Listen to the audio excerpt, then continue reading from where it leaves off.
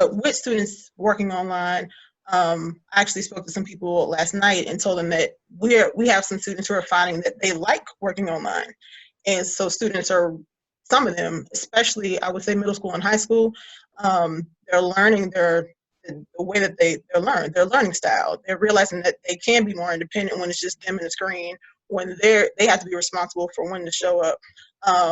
So I'm actually wondering if homeschooling or online school in general, if they're going to see an increase in those populations, because some students have said, I don't need tutoring anymore because I actually like working online. I can control my environment. I can, organize myself better. I'm not distracted by other students.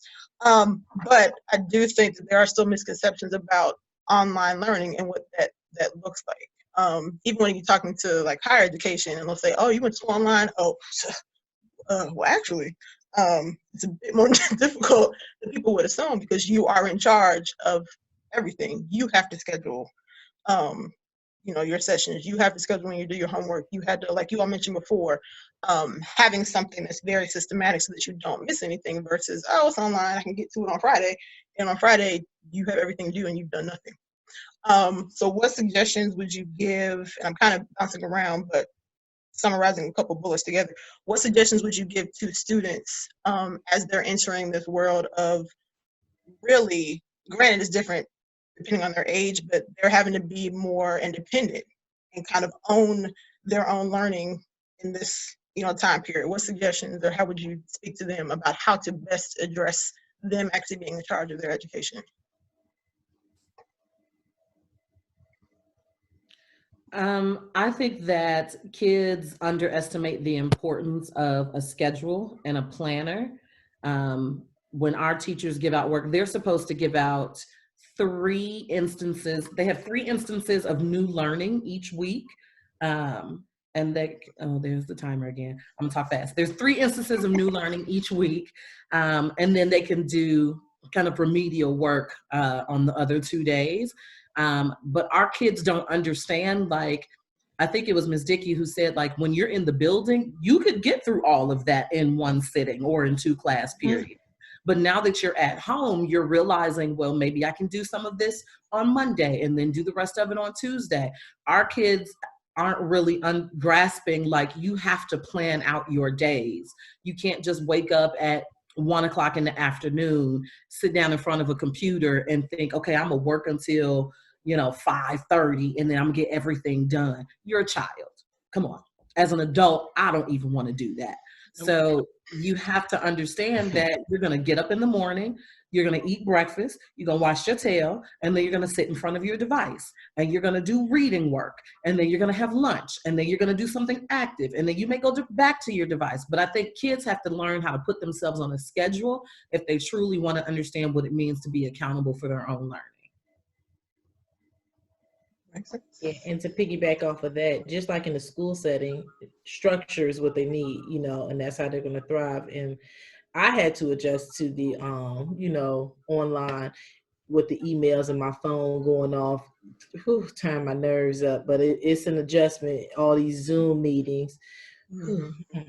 And that's why I said I don't want to hear the word Zoom for a long, long time because, it's just, but I had to make my schedule because I'm not going to lie, I would sleep in and then I would be somebody up at midnight sending emails like, oh yeah, this, so for a child, they definitely would have to have a schedule, to go by on a daily basis if this is going to be our new norm. Because I'm going to have to start doing a schedule for online.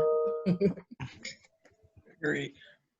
And I think, Ms. Whitehead, it's important, like you said, break it up with that schedule. Some people just think, okay, we're going to do math for an hour, and then science for an hour, and then reading for an hour. No, you have to break it up. Get up, take it, go for a walk, or get up and, have something to eat. Do whatever you need to do. I think some people just think that you just have to sit there in front of the computer for 4 or 5 hours and get all the work done. No, a schedule means everything. So include a little break, include lunch, snack, or what have you.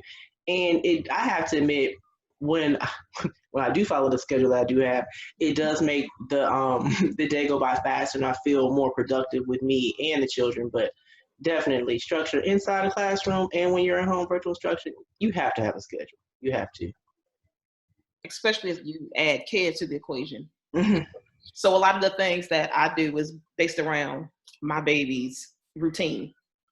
The breakfast, the nap, like 11 to 12 is prime time for her. I mean, when I say the turn up is real running time, it's real for her from 11 to 12. So I really don't try to do anything around that time. But I'm learning something about myself. It's like if I was in the building, I probably wouldn't take as many bathroom breaks as I'm doing now, or eating. I know that sounds like crazy. Definitely eating now. But it's like I am for real. Like I have breakfast and lunch and dinner, and I'm using the bathroom because when you're in the building, you're going and you're going. You don't take it yourself until you get home sometimes. Yeah.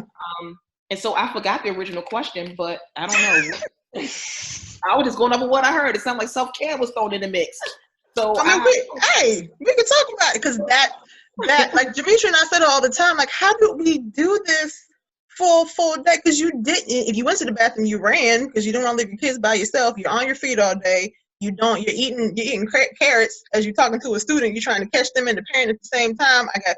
There's so much to do in the day before you leave. You don't really think about yourself till you go home. So I mean, you're absolutely right. Talk about it. Please.